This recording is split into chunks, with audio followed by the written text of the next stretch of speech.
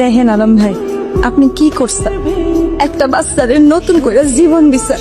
আজকে যদি এই বাচ্চাটা রাস্তায় পড়ে থাকতো তাহলে কি হইতো? কম বকুল, জাদুর নাম দেবেন কি?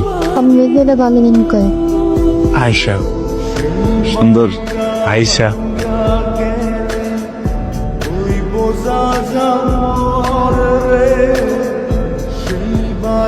কি রে বকুল, আলম বাইরে দেখলে তোর শরম হরে কিরপেন নে?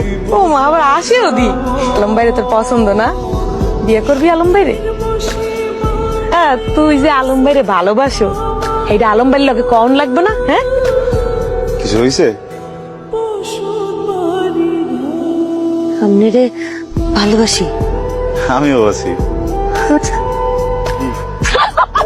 আলম কইছে আমারে বিয়ে করব।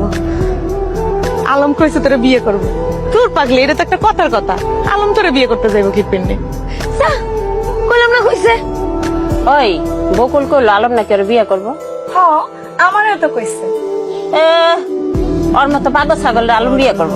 এক বাচ্চার মা, তার উপর আবার বাপের নাই ঠিক। হয়, এটা অবশ্য ঠিক। ভাইবা দেখি আলম ভাই, বকুলকে তো কোথাও খুঁজে পাইতেছি না। সব রুমে খুঁজছি, কোথাও নাই। বকুল, তুই আশা প্রেমিয়া তাড়াতাড়ি বিভিন্ন জায়গায় খুঁজছা, আমি পুলিশে জানাইতেছি।